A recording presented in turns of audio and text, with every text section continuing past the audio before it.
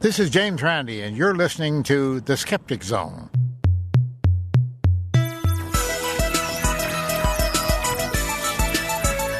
Welcome to The Skeptic Zone, the podcast from Australia for science and reason.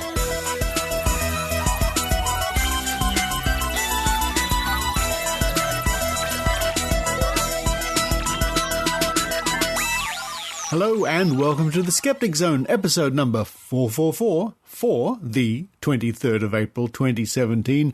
Richard Saunders here with you from a balmy Sydney, Australia. Beautiful weather. I don't mind it at all. It's not cold. It's not too hot. It's very nice. And lucky it was for this weekend. Yesterday here in Sydney we had the March for Science. Oh, happy birthday, Lara, by the way. We had the March for Science. And this is going to make up the bulk of this week's episode of The Skeptic Zone, where Maynard was running around with his microphone as normal, as usual, and those people who were there who came up. Actually, a lot of people came up and said hi to Maynard and myself, listeners to The Skeptic Zone. Hello to everybody who did. Wow, great to see you. Sorry we couldn't stop and chat for very long. We were busy running around getting interviews and things. But thank you, really, sincerely, thank you for coming up and saying hi to Maynard and me. What a march it was, a great turnout for science. The crowd, I think, was estimated between 1,500 to 2,000 people turned up in downtown Sydney. And you'll be hearing a lot about that coming up on this week's episode of The Skeptic Zone. But before we get to all of that, it's been very exciting, it is too. To kick off the show, we're going to have a statement, a report, I should say, from the Australian Skeptics about some new government action against the Australian Vaccination-Skeptics Network, or as they keep calling themselves anyway, the AVN, the Australian Vaccination Network. Long-time listeners are very familiar with that crew, that crowd, that group, as we sometimes say, that zany, wacky, off-the-wall group. I didn't see them put a foot into the March for Science. Anyway, some news about some more government action of a type. An audit, it seems, looking into their accounts, their business affairs. News about that coming up at the top of the show. Following that, it's Brew Ha Ha from australiascience.tv. Hello to Dr. Paul Willis and all the wonderful people at the Royal Institution of Australia down there in Adelaide who put Brew Ha Ha together. This week, a new way to treat or fight cancer. A very unusual way. You'll find out soon. And then our big report, the Sydney March for Science. Maynard was there on the spot. In fact, it's a bit of a continuing story. It's a bit of a saga. Because a couple of days before the March for Science, Maynard and I and our friend Lara, who you hear on the Skeptic Zone from time to time, were strolling along in Sydney, downtown Sydney by the harbour, and we talk about the upcoming March for Science, sort of getting into the mood, getting excited about it. Then we're going to have another press release from Australian Skeptics as to why the Australian Skeptics were there, how important it was for the skeptic community to be there. And then back to the march itself, where Maynard manages to score an interview with Dr. Karl. Dr. Karl Kruszelnicki. In fact, there are two interviews. It was great to see Dr. Karl there on the day. Maynard also speaks to Tim Mendham, Eran Segev, our reporter and president of the Australian Skeptics, of course, Jessica Singer, all from Australian Skeptics, plus lots of people at the march itself. You'll hear some of the speakers, brief parts of some of the speeches being made, the importance of science. We catch up with Dr. Mike Archer, a very important scientist in Australia with a long tradition of wonderful work. Also from the Skeptics, it's Alethea Dean makes an appearance. Maynard speaks to Julie McCrossin, who was the MC for the day, and lots of other people, including a Skeptic Zone listener, lots of other people who came up to say hello or were there with interesting signs. What a report, what an avalanche of material from Maynard. We've made a special 22-minute Maynard report video about the whole day, which we'll put up very soon at maynard.com.au, or at least on the Facebook page. We'll let you know as soon as we do. Follow the tweets, you'll find out. And you can see Maynard live in action, as it were, running around doing reports for the March for Science. Then to round off the show, we're going to flip all the way over to the United States, where Dr Angie Mattke and Celestia Ward, two wonderful skeptics. Dr Angie has been on the Skeptic Zone before, and I think Celeste has too. Celeste is the wonderful artist, caricaturist. My goodness me, I'll put a link in the show notes to her site.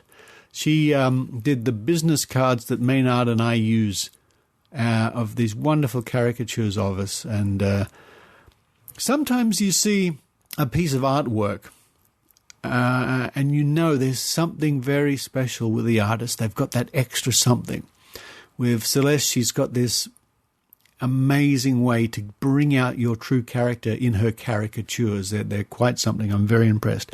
Anyway, they were at the march in Washington, the March for Science, and they give us an on-the-spot report from that march, and then they discuss it a bit later on in their hotel room and have pizzas. Oh, yes. Yes, it's good fun being a skeptic. Phew, I'm even worn out reading all that stuff coming up on this week's episode. I better run downstairs very quickly and have some pizza of my own. And what's my favorite pizza? Mexicana. Anything with chilies and things like that. Oh, yeah, why not? While I do that, I hope you enjoy The Skeptic Zone.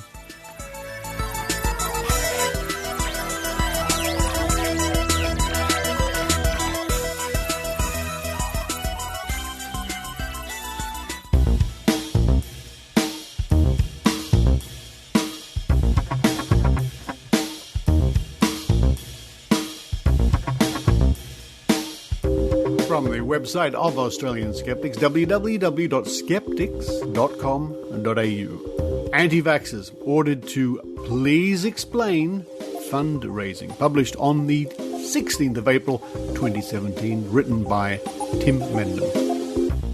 The New South Wales government has served papers on the Australian Anti-Vaxcination-Skeptics Network as one step in the government's inquiry into its fundraising activities. According to a story by Linda Samalis in the Sydney Daily Telegraph, Innovation and Better Regulation Minister Matt Kean has ordered the inquiry following complaints it may have been seeking donations from the public illegally. Under the Charitable Fundraising Act 1991, individuals or groups seeking donations from the public for charitable purposes may require an authority to raise funds, something the AVSN does not have. This follows a statement in the New South Wales Parliament at the end of last year by then Better Regulation Minister Victor Dominello that fair trading authorities would investigate the AVSN following the group's calling off of its High Court attempt to overturn the federal government's no jab, no pay policy. Late on Christmas Day, the organisation said that it had been advised by legal counsel that there was a, quote, poor chance of success, end quote, despite raising $152,000 to pay costs. That figure was contradicted by the AVSN President Tasha David in October, who said it had raised, quote, just over $160,000, end quote. AVSN said it had spent $72,500 on legal advice, a figure which has been questioned by members within the network, as well as many outside of it. When announcing the end of its High Court campaign, the AVSN suggested that the remaining funds would be put into use, such as pursuing the Therapeutics Goods Administration for, quote, misfeasance in public office, end quote, or lobbying members of Parliament for a Royal Commission into vaccination. It was also suggested the donations could be used to bring, quote, top international experts, end quote, to Australia or to purchase advertising. The network is now obliged to explain how the money was actually spent. The recent papers were served on AVSN representative, naturopath Brett Smith. Now, listeners who have been with the Skeptic Zone for many years may well remember that I guess for the first 4 or 5 years of the show, we had a segment called The Think Tank. In fact, that's never been retired. We could have one any time, might have one soon. Why not? Where a group of us would gather at the club at the end of the street. It's a club that happens to be near these studios.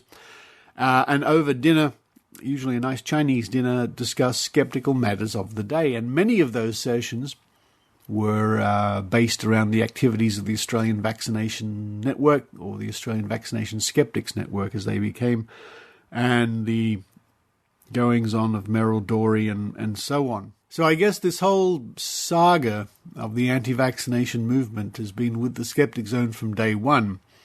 And I guess in a bad sort of way, this is an evergreen story. It's not going to go away.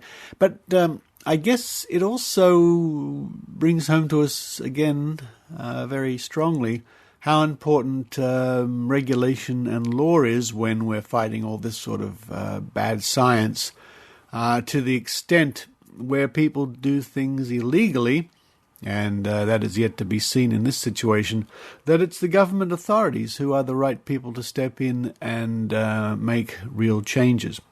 It doesn't absolve us from continuing our campaigns and investigations and pressure, but at the end of the day, it's the government. The government, it's especially when things like the power balance from years ago, the power balance wristband came in. It was government regulation and instruction that made them put up retraction notices here in Australia when the product didn't work, and that led eventually to the downfall of the company. So, an important lesson and an ongoing story.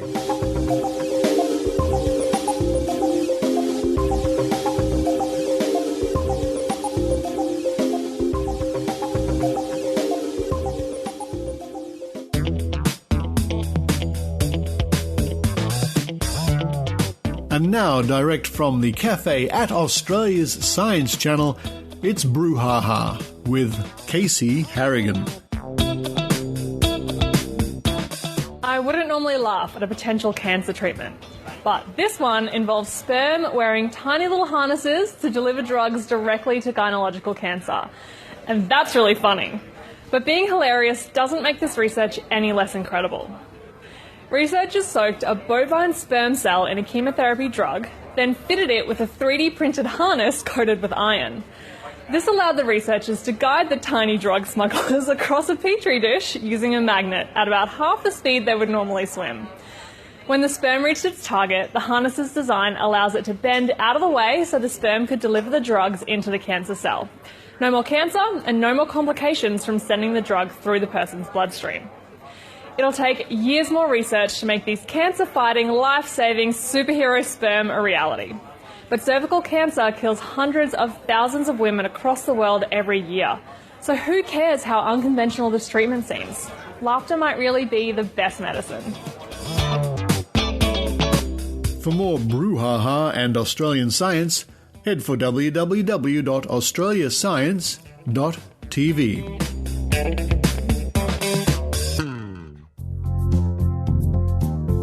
Üdv! Kraskó Gábor vagyok, a Skeptikus Társaság Egyesület és a Skeptikus Szervezetek Európai Tanácsának elnöke. Mint a Skeptic Zone podcast hallgatója, bizonyára te is fontosnak tartod az áltudományokkal kapcsolatos felvilágosítást, a kritikai gondolkodást és annak népszerűsítését. Ha szeretnél részt venni ilyen tevékenységben, vedd fel velünk a kapcsolatot a www.skeptikustársaság.hu vagy az info@skeptikus.hu címen. Továbbá ajánlom figyelmetbe Facebook oldalunkat is, amit a facebook.com/Skeptikus Társaság címen találsz, valamint várunk szeretettel rendezvényeinken. Hi, this is Gábor Raskó, President of the Hungarian Skeptic Society and Chairman of the European Council of Skeptical Organizations. As a listener of the Skeptic Zone, you probably agree that educating others about pseudoscience and critical thinking is an important task. If you are eager to take part in either of these activities, we would be happy to hear from you. Don't hesitate to contact us at www.skeptikus.hu or info@skeptikus.hu. We also recommend you visiting our Facebook page, Skeptikus Társaság, or simply come and join us at one of our events.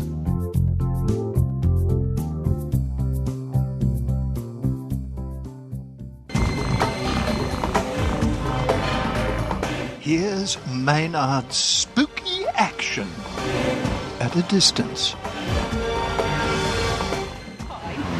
And and I come across this thing where... Hello, Skeptic Zone listeners. We're at a very unusual place, a place you wouldn't normally find us. We're out the front of the Star City Casino in Sydney, just on Walsh Bay, and we're walking along towards the city. Now, there's nothing particularly sceptical or scientific around us, but looking around me, I can see people that weren't good at stats leaving the casino looking not too happy about things. And I can see a bit of botany around the place where they've been growing some flowers to make people, feel a bit better when they come out of the casino after not doing so well with the odds and statistics, etc. Richard's wandering along. Lara's there too. They're having a chat about something sceptical, no doubt. And in the distance, there's all the new buildings that have been put up around Bangaroo, which is a part of Sydney that they've done up. And it's a bit of an overcast day, and I know that the listeners to the Skeptic Zone are big on the weather report, so I think the humidity would be average, and it's a nice little about 18 degrees. There's lots of private yachts going away in the distance, and I'm just looking at them all there, and as I look along the 15 or 16 private yachts, I can see that none of them are owned by Richard Saunders. But you never know. Maybe the 17th or 18th one might be his. Look, and we're just here out front of the Maritime Museum at the moment, and Richard Saunders has just spotted something he's never seen before. They got the HMS Onslow over there, the submarine.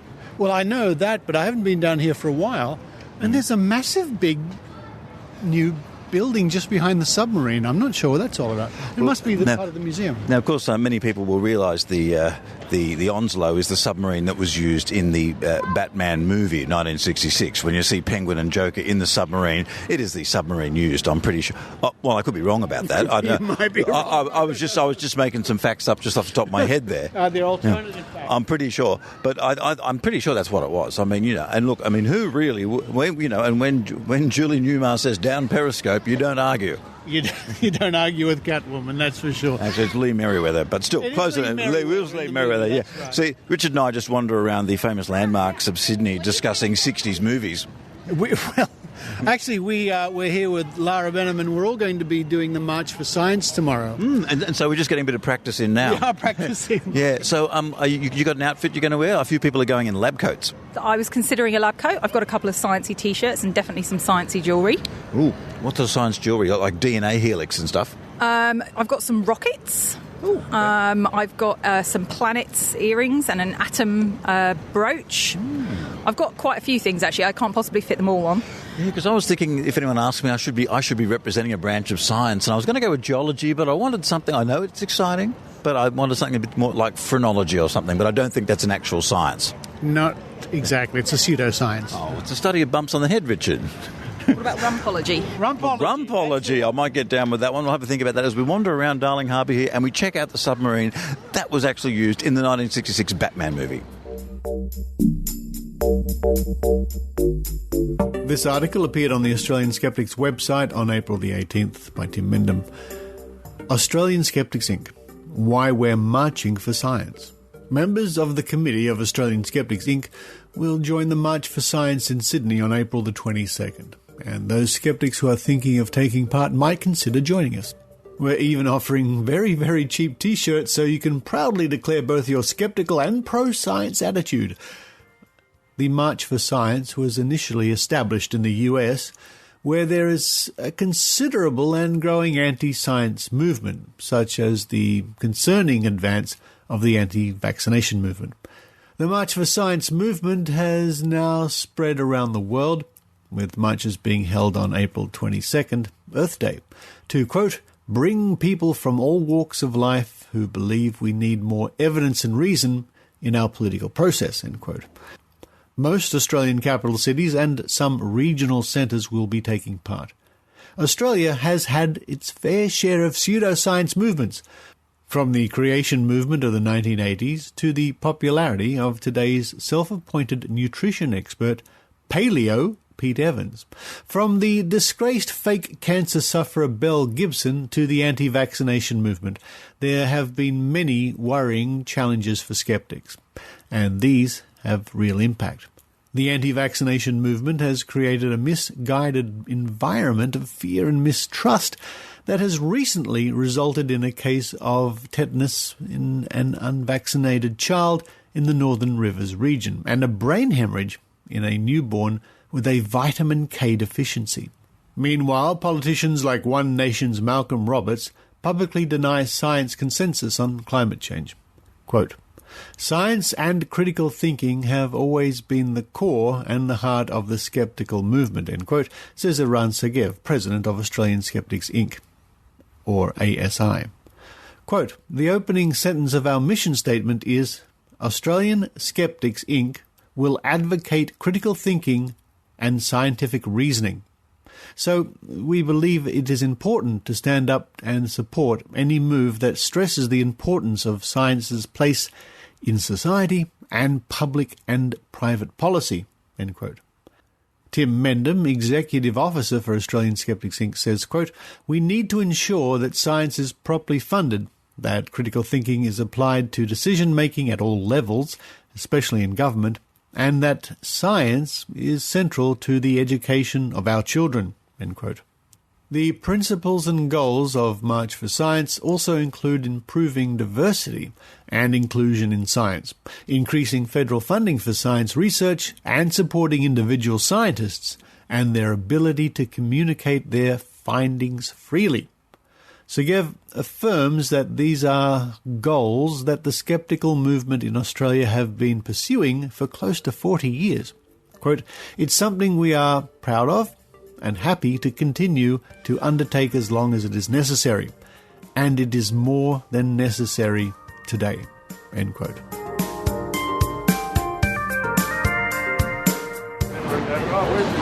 It's all about science here today. That's right, science is sexy, science is exciting, and today science is marching or standing around listening to some lectures and things. But that will be going on down here in Martin Place here. I'm here with the inventor of bacon. They put a statue up to him, a fantastic thing going. We're going to go out and see why science needs supporting, who science needs supporting, and how many people are supporting science. And they're just over there. Let's go have a look. Yes, it's an exciting day today here in Martin Place, Sydney. People march for all sorts of reasons. Sometimes people even march for pigs, people march for causes, people march for lying down, people march for sex, but today they are marching for science. And Dr Karl is a man who has dedicated his life to science. How are you, man? Pretty good. Oh, look, I tell you what do you hope can be achieved today, and why are people standing up for science today here in Australia? What can be achieved? The realisation that science is good for humans and other living things, and that secondly, that if it all finishes today, then we've failed. It's got to keep on going, and we want to get a long-term acceptance that science is a long-term endeavour. And so cutting back the funding today doesn't really change anything, except suddenly in 3 years from now, 2020, the medical advances that would have come through don't. The technological advances don't, and because you haven't got them, you don't see what you haven't got. So that's part of what we're going to get across, that science needs consistent funding, and that overwhelmingly science can be good for humans and other living things. What do you think we're sort of on the edge of that we may lose discovery-wise? Oh my God, there's so many things. I was reading a paper about how looking at the really pure science theoretical papers under the sponsorship of the NIH in America, National Institute of Health, and we're looking at ones that have got not anything specifically related to diabetes. So it's health, but it's nothing to do with the human condition. It's just looking at pure health science. Within 10 years, 30% of them are hooked to a patent. Okay. Right? So you're not going to get the money. As soon as you've written a paper on sodium channels, you're not going to get a patent today. But in 10 years, there'll be a patent, and 5 years after that, it'll be helping people's lives. So that's the realisation we want to get across, that science can do stuff for you, and that it does, and it's worthwhile keeping going. Look, there's a political issue where politicians think they can save a bit of money with it, but there's also the person in the street. Science gets a bad rap because of sometimes the behaviour of big pharma. Do you think it's important to separate the marketing from the science sometimes? Yes, and the comment of Ben Goldacre springs to mind. Do you know who his mother was? No. You know Ben Goldacre? Yes, he wrote the book Bad Science, yes. Single bed. Get out. She was Noosa Fox. Yeah, she is still Noosa Fox. That's his mum. That is fantastic. Yeah. Anyway, so he said that there's not a huge difference between big pharma and big alternative medicine, except in the budgets. Both of them will use this fine thing called science in dodgy ways to make themselves wealthier. So if they get any hint of a good result, push it forward out of context. If there's any bad results, it never happened, put it in the bottom drawer and burn it. Now, as a paediatrician and someone who's worked with children and worked with a range of patients as a doctor, what do you think is the weirdest sort of alternative medicine practice that you've encountered or seen? Okay, so number one, I'm not a qualified paediatrician. I just worked in the kids' hospital as a junior doctor. Oh, I'm sorry about that, but so there was a bit of hands-on. Yeah. I was working in the kids' hospital as a junior doctor, but I'm not a qualified fellow of the Australian Society of Paediatricians. So the weirdest health one, oh God, cupping? Oh, right. I mean, can you imagine that creating a vacuum on somebody's back and putting a cup on it and raising a big red wheel will remove these mysterious toxins? That one's pretty dumb. What's the one where you lay your hands over their body but you don't actually... Reiki. Now, come on, that one's got to be crazy. Look, the one I think is pretty wild is the one where the balloon goes up the nose and they inflate the balloon and it's supposed to align some bones in the nose, which is supposed to help your spine. Help your spine? Yeah. Well, firstly, there's no bones in the nose, there's only cartilage.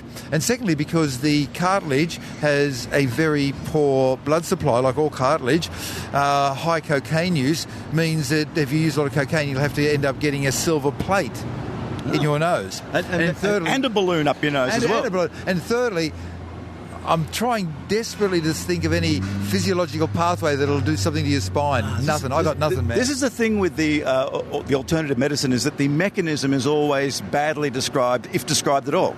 True, but you should realise this, that many things in medicine we don't understand. So, for example, with anaesthetics, we know really well how to give them and what anaesthetics for what sort of person and the results that can happen and the side effects. We do not know the mechanism by which a general anaesthetic works. We know the mechanism by which a painkiller such as aspirin or paracetamol works, or by which an opiate works, or by which caffeine works. We know these mechanisms. But with anaesthetics, we don't know. But on the other hand, we know how to use them really well. And so that's why the anaesthetists have to do 7 years of study. So, by the way, that is a myth. Yeah, it's a myth that if you're trying to hold up a bank, you just get your sleep grenade and roll it in, and everybody goes to sleep, and nobody dies, and everybody's asleep. It ain't that easy. Believe it or not, it's not that easy. You've got to spend an extra 7 years learning how to put people to sleep. I thought the 60s Batman show was a documentary. That's where I get all my pure science from. Ah, documentary. So next thing you're going to tell me everything in the Batcave is not true. It's got signs on it. It does. Oh, no. But I'll tell you what, isn't a documentary? The Terminator. Oh. Okay, just kidding. Oh.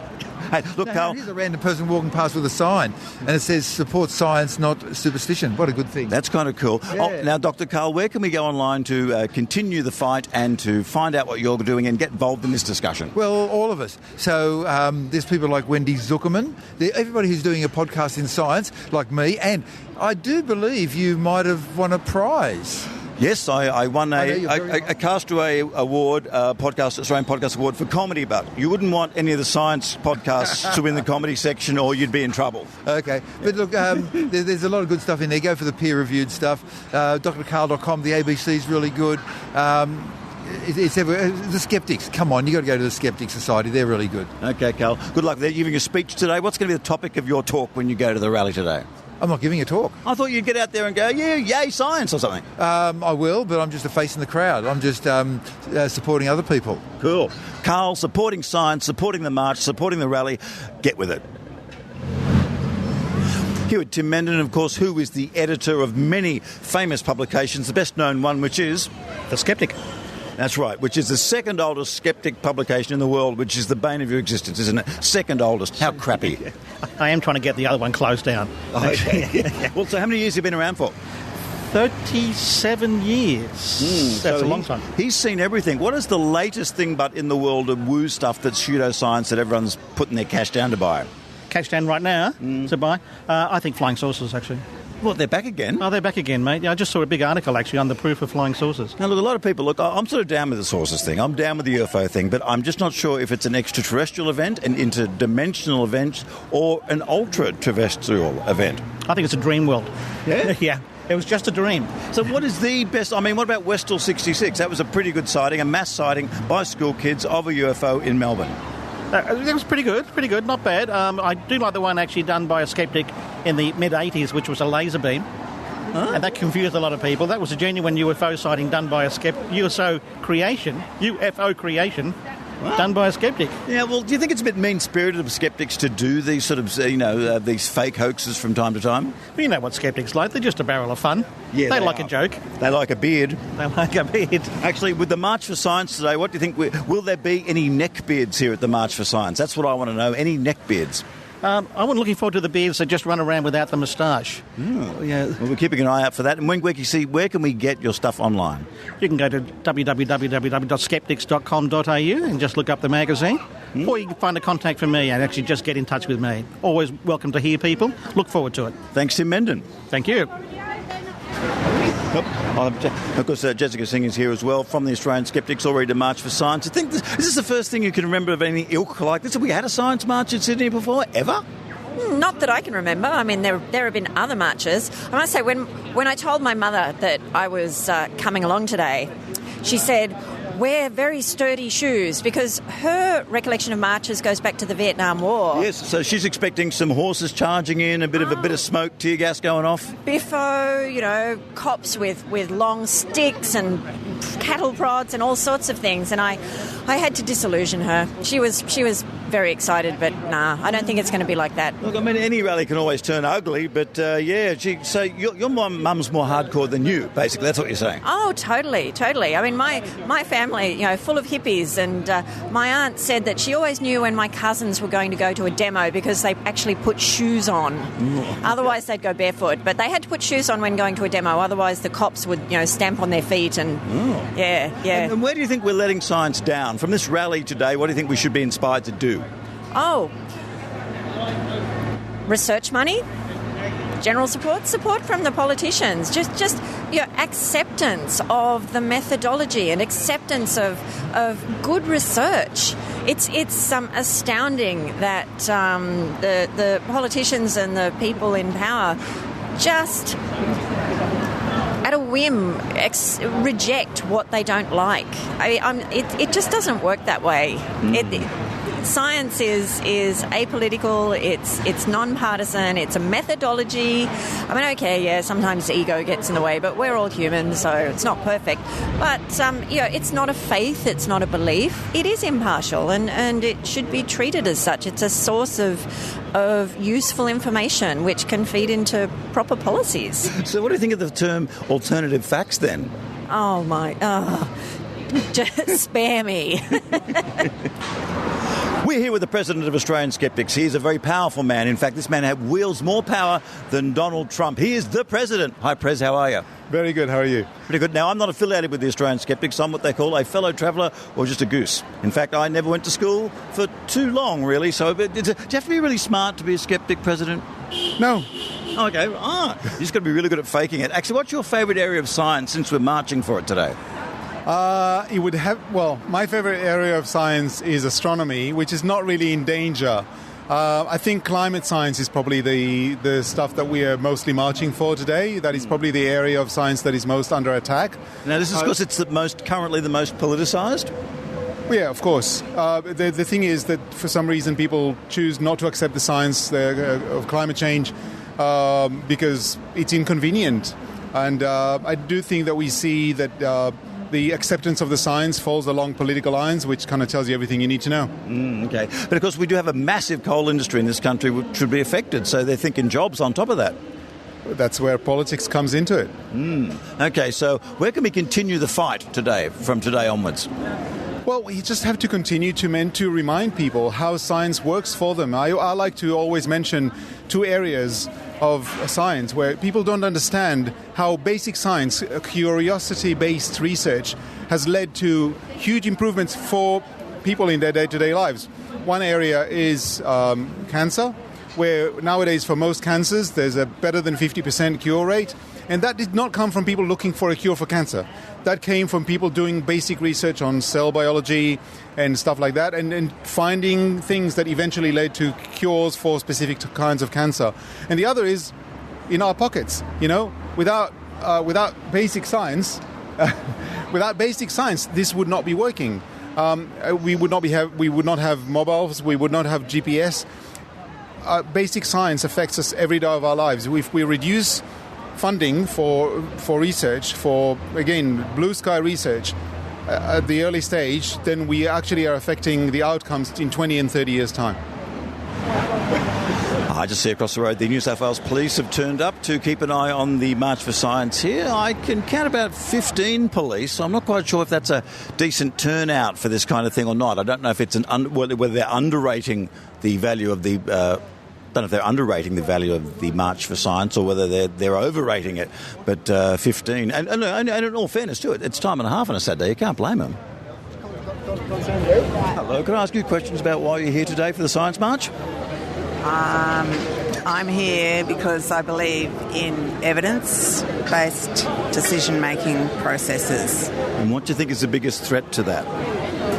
I just think the biggest threat to that is fake news, and I think that we all need to sit back and just problem solve before we get hysterical about egomaniacs who are running countries. So what do you think of the phrase alternative facts then? Not very much. That's very polite of you. Thank you very much. Well, we've got someone who's pretty famous within one division of science here. So what's your division of science and what's your name? Hi, Mike Archer. I'm the Union New South Wales. I must say, having been a Dean of Science at the university, every aspect of science to me is absolutely critical. You've got a sweet stop for paleontology, but haven't you? I do. And in fact, of course, what we do is use our science to learn from the past, to understand what's happening now in order to conserve these key issues into the future. So we're weaving together the past, present, and the future. What do you think is the biggest threat to science, science funding, and science thinking generally in Australia at the moment? I guess it's the same threat that's sort of infiltrating and contaminating the world, is the idea that conspiratorial ideas that we don't have to worry about climate change, we don't have to worry about diseases, that somehow everything's going to be fine. This scares me. It scares everybody. We have got to embrace science as the only way to solve these problems. Welcome to the Sydney March. Early in my career, I went to the town hall and I heard Ralph Nader, the consumer activist, speaking about what he called the duty of citizens to do something for their communities. And he put it to everybody in the room, and it made a big impression on me in my early 20s, that you ought to, despite what you do in your life, just do something to contribute towards the community. And I've been trying to do that for the last 40 years. But many scientists, for all the fantastic work that we all do, are very shy about telling the world about what we do.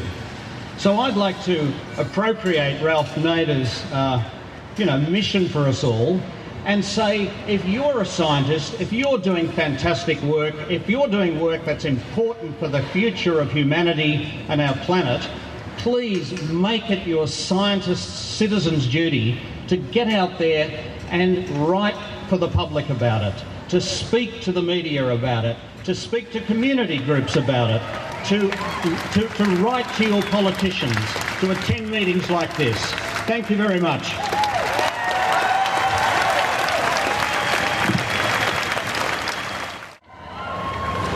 Everyone I meet has an interest in science. What to eat, how to exercise, the best ways to deal with cancer, why people think the way they do. These are all questions best engaged with through science, not because scientists know best. It's simply because, as you all know, science is a method, not a tablet set in stone. It's a way of gathering and testing ideas and evidence to find the truth.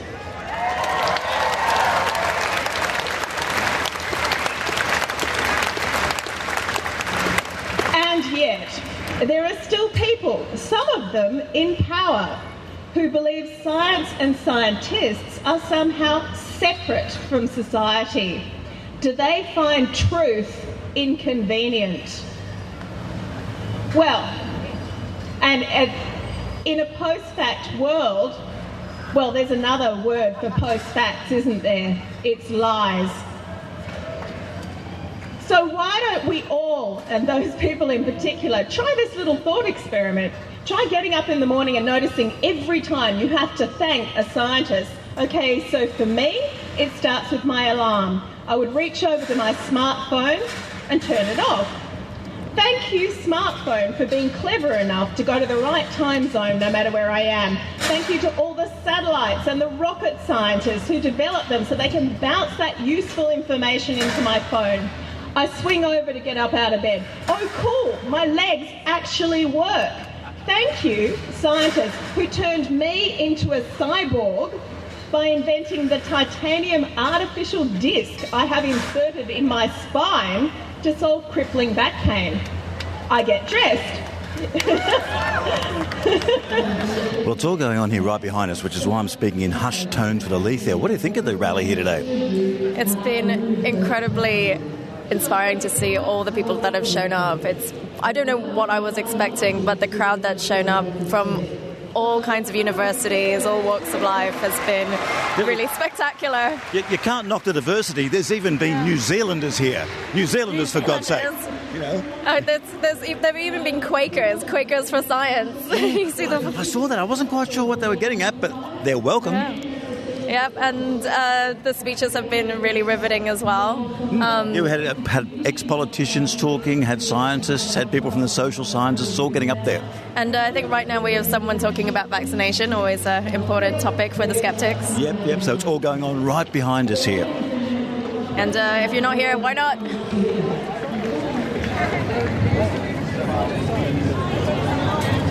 And we have the University of California, Berkeley. And, hey, Dr. Karl, the rally's just kind of finished here. What did you make of the thick statements that were made by the people? Inspiring, step in the right direction. But the bottom line is this: if today is all we get, we've failed. We've got to keep the momentum going. Okay. Yeah, because people tend to go, oh, yeah, I've done that now, and they move on. Yeah. Yes, my feeling nowadays is that people should go into politics. You see, in some parts of the world, power grows out of the barrel of a gun. But in many other countries, power comes from politics. And one of the most effective things that the politicians ever did was say, oh, you don't want to go into politics, it's really boring. So, for example, you might have had the Prime Minister John Howard walking around in a canary yellow jumpsuit and saying, oh, look at me, I'm wearing a funny jumpsuit. But at the same time, he had spent 1/2 of our gross domestic product on some submarines that never worked. So people should go into politics. The MC here. Oh, look, I'm talking to someone who just keeps shouting out tertiary educational names out there. Marie Curie and the University of Southern Queensland. That's not a real thing. That was just a joke, wasn't it? Look, it's been fantastic to be here and speak up for science and to have an audience where everybody appears to have a university that they're supporting or a passion for science and evidence. So it's been great. What do you think's been the strongest statement that came out of today? There's been a lot of interesting things said by the 5 or 6 speakers on stage. Look, I suppose... You know, I was very, very affected by the climate scientist from the University of New South Wales who spoke a lot about the work she's doing about the ocean and what it tells us about climate change. I was pleased to see John Hewson talking about the importance of evidence in the development of public policy. I love to hear Eva Cox talking about the significance of civil society. Simon Chapman, a professor of public health who has done more than probably anyone in this country to stop people using tobacco and saved lots of lives. I mean, it was fantastic to hear him. I could go on. I think every speaker made a powerful contribution. Luke Briscoe, the young Aboriginal man in DigiLab, an organisation to make sure that Aboriginal and Torres Strait Islander people are leaders in relation to new technologies. And I also love to hear Jonica Newbury talking about her work on Catalyst on ABC television and her commitment to public education and science literacy. And thank you for being such a great host today. Thank you. Thanks, mate. Oh, I'm going to catch up with the march now. Bye. Yes, that drumming you can hear in the distance is the march going past us, and I'm just running along after Richard Saunders now to catch up with the march to join up with the actual March for Science.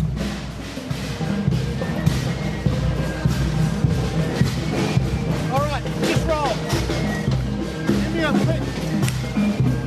Okay, and here we are with the March for Science. It's going past right now. Most of these people have much more tertiary education than I've ever had, because as I may have mentioned, I only went to year 11, but they're marching for science, marching for truth, marching for peer-reviewed evidence, all sorts of stuff like that. Just check out all these people here.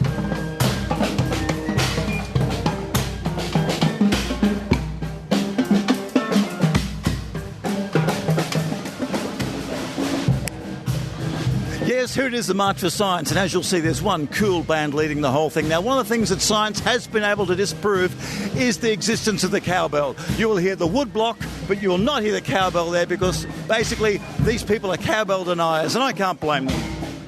They don't need more cowbell. Marching for science.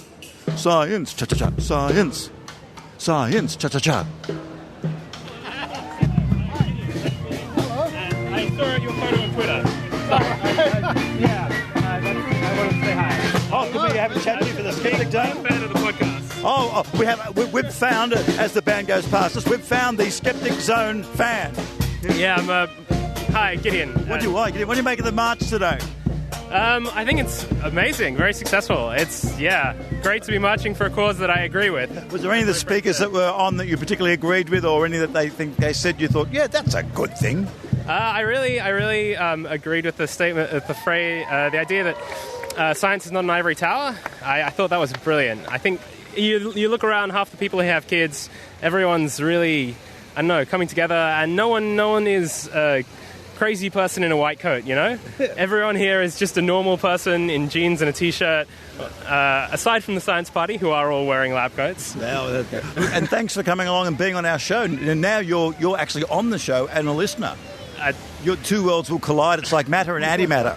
I'm sure listening to my voice will be a horrifying experience. Hey, here's someone you've got a pro-vaccination sign there. You want to tell us what's on your sign and why you chose that one? Well, because I'm a midwife and immunisation is incredibly important to us, and it's all evidence-based research that we base our practice on, and so I'd have to say that... Your sign says, got smallpox? Me neither. Thanks, science. Yeah, thank you, science, for all the evidence that has gone into and all the research to help us with our immunisation program that we follow. Hey, can I just ask an almost slightly controversial question that I only have half knowledge on and might be making a broad-based incorrect statement of? Yeah. Where do doulas fit into the whole thing? Doulas? Oh, we welcome doulas. We love them. Yeah, because I wasn't quite sure if they're like an alternative thing that's not good or not. How does that whole work? They're wonderful. Just explain what I'm talking about to the listener. Doulas, with a midwife, we're a registered midwife, so we go to university and we study to be a midwife for about 3 years. That's or you become a nurse first, and then you can move into your masters and become a registered midwife. Doulas, they don't have a registration process, but they actually do a lot of research into woman-centred practice when women are pregnant and in labour and the postnatal time with their baby. So we actually find the support from a doula is very beneficial during that time. Hey, now, what was your favourite bit of the science march today? What was the bit we went, yeah, that's right on? Well, geez, I'm just so glad to be here, to be honest. Yeah, I mean, it's good to see all these people coming out for it, isn't it? I actually am so surprised at the number of people, and I'm here to support the Science Party as well. And I just thought the turnout was, for me, coming from travelling here by train from the Central Coast, was something like such an eye-opener. So it was just nice to see many people that have the same views as me. Oh, look, get back there and spread the word around Terrigal. Thank you. Thank you. Okay, well, look, I'm here with someone who has a sign that in other years you might have thought was an odd thing. Solidarity with US science. You never thought that one of the greatest countries in the world would need a heap with their science. And but tell us what's going wrong with US science. Well, these are the US scientists. Why do they need support? They look pretty healthy to me. He's got a beard. The beard count has just gone up by 1. Okay. Yes, why do they need help? They look okay to me. So I've come here in solidarity with US scientists because they have Trump and his administration who really are about profits and business and themselves, and they don't care about science. Science makes the world go round. We watch the video through science, Wi-Fi's from science. Air travel has also been informed by science. I'm an environmental scientist, so we breathe and understand how science doesn't make the world go round, it makes you understand how and why the world goes round. So I've actually come here originally to support you as scientists, and then you as scientists came up and said hello to me. Okay, well, let's grill them then. Okay, you two, what's your speciality? I'm an archaeologist. And I study paleontology. Okay, now what do you think is the biggest threat to your science in your country at the moment? You can't study the world if there is no Earth. That's a very good point. Yeah, you can't even study old stuff because it'll be gone. It'll be gone. And knowing the past allows us to understand the future, both in archaeology. Great. Just give us a nice wave. We'll have a pair of science marchers here. Hello, my name's Maynard. How are you? Hi, well. I'm interested in balenology, which is actually the science of studying baths, actually, and how good a bath can be for you. But what science disciplines are you into? Environmental science. Okay, and what do you think is the biggest threat to our environmental science here in Australia and the main reason why you're marching? Biggest threat. Biggest threat? Probably lack of education and knowledge. All you need is knowledge and awareness, and once someone tells you about it and you understand what's going on, and then you can spread that message on to everyone. Everyone knows that global warming is an issue and everything's an issue, but no one says anything about it. There's lack of education, lack of resource, lack of political and lack of good legislation that sort of backs anything up, and I don't know, yeah. It's a shame. Well, what was your favourite speaker? Was there a point made by someone you went, yes, sister? I can't remember her name. One of the older lady. About social sciences and really hit the nail on the head with that one. No messing around. She was just talking to the point. Well, thanks for marching for science today. Let's just get a wide shot. Look at that. There we go. I love science. And here we see some community-based pro-vaccine protesters, so to speak, with the results of that there. Hello, who we have here, and why did you go with the vaccine? So, as a doctor, I can see at first hand the necessity of vaccination in protecting both our children and also the greater community. In particular, my personal passions lie with antenatal vaccination of pregnant women with whooping cough vaccines, which has been shown unequivocally to improve outcomes to babies and also to communities. And these are my fully vaccinated children that I'm protecting them and their well-being for years to come.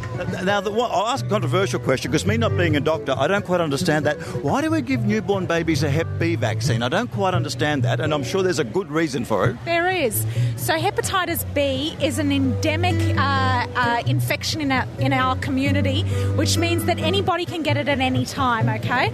And it's not just from sexual transmission, it's from transmission of saliva. Children bite each other at daycare. They also get exposed to it from blood or just from interacting with each other. So it's really important that we protect against this deadly virus that causes tremendous illness, particularly in Asian countries where it's a very high rate of having hepatitis B. And so it's really important we can protect them as early as we possibly can from this terrible disease. See, that's the explanation I've wanted for years, and I had to come to a march to find a doctor. I should just ask my GP there. Now, what do you think is the big threat, like the anti-vax movement? Is a lot of people are suspicious of vaccines because maybe they're a bit worried about it, aren't they? There is unequivocal safety evidence of the benefit of vaccination for ourselves and for the community. There is no evidence whatsoever that vaccination causes autism, and I think it's really it's not a community feeling to not promote vaccination, which is so important in keeping all of us healthy. I mean, amongst this crowd there would be people who might have cancer or young children who can't be vaccinated. It is our responsibility to ensure their safety. And you enjoy being in the march today? Yes, I did. And did you enjoy your marching? Yes. Did you enjoy the march? Yes. Yeah, she doesn't say any more than that unless I can speak to a press agent. I do understand that. Okay. Thank you so much. Thank you very much. Thank you. Thank you very much. Maynard here at the March for Science. Just a bit of an update on the neckbeard count. I've been checking throughout the crowd, and I do have to say that despite the thousands of people here, there's been a distinct lack of neckbeards. I've been doing a neckbeard count, and not one. Oh, look, I've got Eran Segev. Look, you do have a neckbeard, but I mean... No, I don't. No, I don't. I mean, just the beard that's on the neck. I have the potential of neckbeard. I cannot see anyone with a neckbeard. I'm a bit disappointed. I thought we'd get one. No, well, I apologise on behalf of all potential neckbeards for actually, trimming and looking. I was expecting a little bit not nerdy enough. I was expecting, speaking of nerds, I was expecting some more Harry High Pants too. I was expecting some of that high-waisted, belted action. None of that either. Well, there's also a distinct absence of BO. I don't know. It's not a science is not what it used to be. That's right. Everyone's brushing their teeth and using deodorant. What's going on in the world? I blame Trump. I blame him too. Hi, I'm Maynard from the Skeptic Zone. How are you?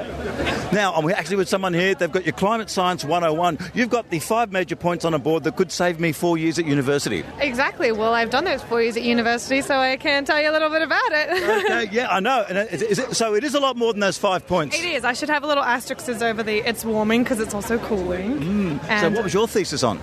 Well, I'm just finishing my undergrad right now. Oh, okay.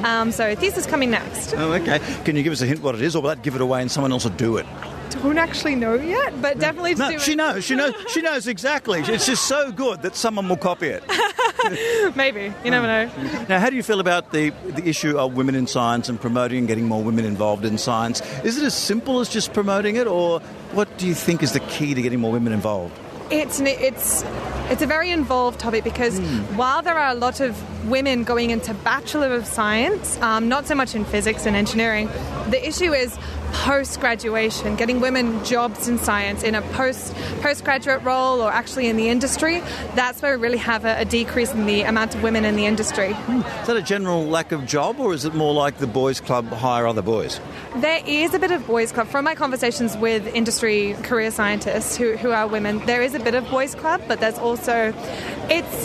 It's a lot larger with just women in careers as well, thinking about maternity leave, taking that break, getting those opportunities made available to you. And which university did you go to? I'm at Macquarie. Okay, and why did you choose the science you chose? I've been passionate about climate science since I was very little. I always knew that I wanted to do it. I'm studying two majors in science in climate science and chemistry because I wanted to study the interplay of atmospheric chemistry. Okay, so you must get particularly angry when people deny global warming. Quite, yes. What do you yell at the television? Is there some simple thing you yell at the television when that's on? You go, no, it's... Just read the summary for policymakers. It's if you deny an overwhelming consensus of scientists, have you not learned to read? It's really infuriating. Thank you very much. No worries. Thanks for your time. Thank you. Yes, I'm getting a cuddle here from everyone because science is all about cuddling. Now, what did you make of the whole thing, Jessica? Oh, it was great fun. Very inspiring, great speakers, lots of police to protect the public from those dangerous scientists. I counted as high as 15, which is as high as I can count. Lara, what did you make of it? It was great. There was at least 15. Yeah, at least 15. Big turnout by the police there. Time and a half too on a Saturday as well. Tim, what did you reckon of the whole march? What was your favourite bit? The lack of violence. That's true. Yeah, they're all friendly bunch. No violence for a demonstration. Yeah, and Alethea? I'm really loving the cosplay around. Saw Captain Planet earlier today. There is some cool cosplay going on at a science march, which you'd expect. And Eran, you were getting out and about the crowd there. What do you reckon? I think it's been great. There's so many people who support science. It's just wonderful to see. The great turnout. And it's been fun as well. I expected it to be a little bit more serious, and it turned out to be really great fun. Yeah, who would have thought science could be fun? So it's hooray from the Science March. See you later.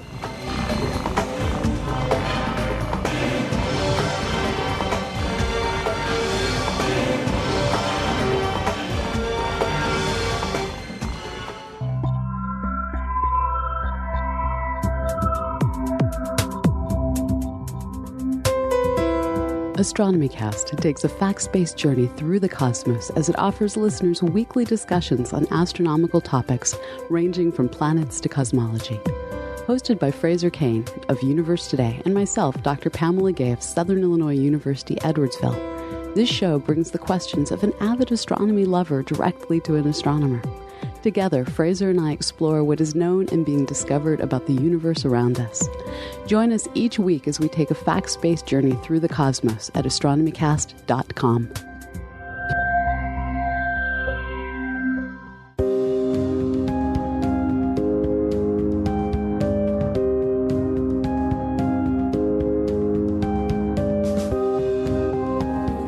All right, we're recording. morning. Hi, Richard. Hi. Richard, this is Angie and Celeste. I'm Celeste. This is Angie. Hi, Richard. We are at the Science March live in Washington, D.C. Hey, everybody, say hi to Australia! Hi! That is a bunch of science-minded people and scientists. We have just reached this. We've gotten as close as we can to the steps of the Capitol. And it was an amazing march. I mean, it was mostly we were standing at first, but then we were able to move on. And the people here have been so enthusiastic and so creative in their signs. And self-congratulatory. Agreed. Yeah, it was a lot of fun. So it was very wet. It poured on us the whole time, but we scientists knew it was going to happen. So we brought rain gear, umbrellas, and we were prepared. Yes, it's amazing how science helped us predict this rain. So we have people with laminated signs, some wonderful, clever slogans. We saw Donald Trump depicted as a virus. We saw many good slogans, and there were many good chants, and it's super loud out here, so we don't even know if you're going to be able to hear us very well. So we're going to record some more thoughts later. It's certainly a varied crowd with not so much a singular message, but a strong message. So we're hoping it makes a dent. All right. Talk to you soon. Hello, we are live from America in Washington, D.C. I have with me here, this is Celestia Ward, a fantastic cartoonist who has done an outstanding job today of reporting on the march in Washington. And I'm here with Angie Mattke, ER doctor and science enthusiast extraordinaire, who has done a wonderful job marching up and down the streets of Washington, D.C. with me and pointing out some amazing signs. And we have had a wonderful time, and we are so exhausted, Richard Saunders. Can I even tell you how exhausted we are? We want to give you an encapsulated view of what happened today on the Science March in America. The one in D.C., there were so many across the country, but we were at the nation's capital, Washington, D.C., marching towards the Capitol building with all of our signs. And there were, even despite the rain, there were tons of people. A sea of umbrellas, a sea of people chanting things. I heard we had some great chants out there. They had what was your favorite one, Angie? As far as the chants or the songs? The chants, I think one of my favorites was, what do we want? Science. When do we want it? After peer review. Yes. I think that was my favorite chant. Yeah, that makes sense. All right, well, so we have had a terrific day. We are chilled to the bone, but we had a fantastic day. We have been warmed by the loving thoughts and the warm wishes of all of our co-marchers. It has been a fantastic day. There's a lot of love. There really was, and it was a very well-organized group. And it was huge. We were probably about a quarter of the way back into the pack, and then even after we had finished our march, as we walked back, there were still hundreds of thousands of people still walking. It was amazing to see that many people turned out to support science. People who had never done anything like this in their entire lives were here in Washington, D.C., and had traveled a long way to do it. Yeah, I've heard a lot of back and forth about whether or not this march was a good idea. Mm-hmm. I've heard scientists say that, I'm not participating because blah, blah, blah. Well, most of it, I think, was that they didn't want science to be politicized. Yes. But unfortunately, I think that it already is politicized, and people are making decisions based on their beliefs rather than the actual data. Yes, and they're starting to throw out to the general public that you shouldn't trust science, and that's a dangerous, dangerous thing. And when you see something dangerous happen, you want to do something about it. It's important for me to feel like I've made a statement. Yeah. By being here. I feel like I have done my, at least part of my civic duty by showing up. Yeah. And so we had it was very multidisciplinary. We had so many different people from so many different areas of science, and we were marching in the section which was the Secular Coalition. We had atheists and agnostics and humanists and many different groups that. And the Center for Inquiry had a representation there. They were co-sponsors of the march, as a matter of fact. Yeah. Bill Nye was here. We got to hear Bill Nye. Oh yeah. And did you hear that? Our pizza has arrived. Pizza! We ordered room service pizza. Because we are getting the whole experience here as we recuperate from the march. I think I walked about 7.5 miles today, and you did too. I think I'm over that at this point. We're probably close to 8. Yeah, we were able to track how far we walked thanks to science and our little built-in pedometers. That's right. This is technology at work. GPS with our smartphones. Yep, this is technology at work. It's very important. Anyway, another skeptic concern about the march is that there have been a number of different groups that have kind of jumped on the bandwagon, including some pseudoscience group. We had some anti-GMO people, I heard, because there was a big environmental contingent. Many people were holding up Earth Day signs. It did take place on Earth Day.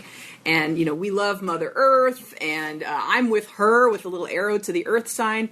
And that's wonderful. We love the Earth people. We love the hippies.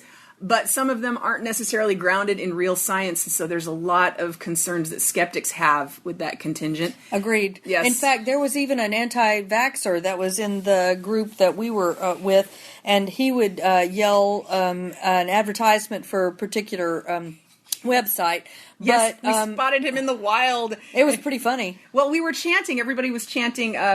1, 2, 3, 4, climate change is at the door. 5, 6, 7, 8, everybody vaccinate. And then after that chant ended, you heard this one old coot out there just kind of go, search out vaccine fraud. Search vaccine fraud. Yeah. And, well, anyway. So. And yeah, he was clearly a lone wolf in the whole pack of science-minded people, and everybody kind of looked at each other. And this whole march is an experiment. We're going to see what happens. We're going to see if people who weren't politically motivated before, who didn't really participate in the public sphere, which a lot of scientists don't, we'll see if this is sort of that first little, dipping their toes in the pool. I hope so. We'll see if it gets things rolling, and we can maybe make a difference. Yeah, maybe dislodge some of the apathy that we've seen among the electorate here. Yeah, I really hope I see that happen. Because apathy among the scientifically literate has been very dangerous in the course of America. Agreed. If those who know better don't speak up, then that leaves those who don't know any better. They're in charge. Yeah, we don't want to let it. Anyway. Not at all. Thank you so much, Richard. All right, we hope Sydney was a wonderful success, and take care. We'll hear you later. Okay, bye.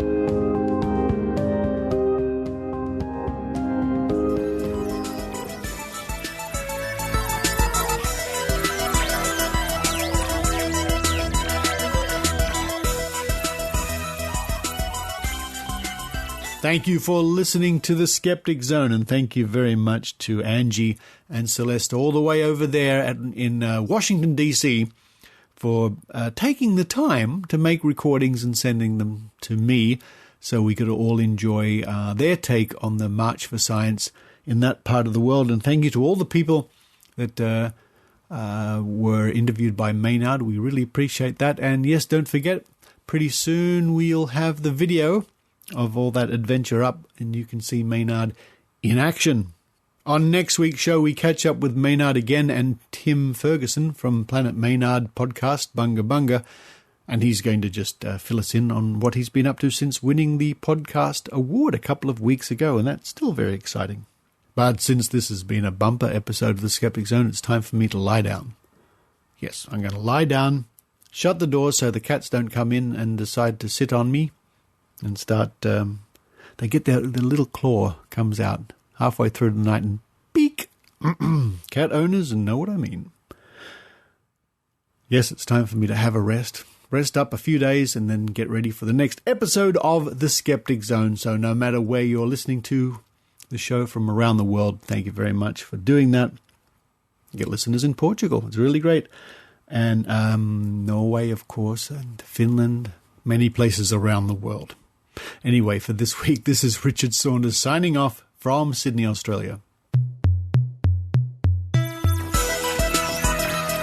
You've been listening to the Skeptic Zone podcast. Visit our website at www.skepticzone.tv for contacts, an archive of all episodes since 2008, and our online store. Please support the Skeptic Zone by following us on Twitter @SkepticZone, liking us on Facebook, and leaving a review on iTunes. You can also show your support by subscribing via PayPal for as little as 99 cents a week. The Skeptic Zone is an independent production The views and opinions expressed on the Skeptic Zone are not necessarily those of Australian Skeptics Inc. or any other skeptical organisation.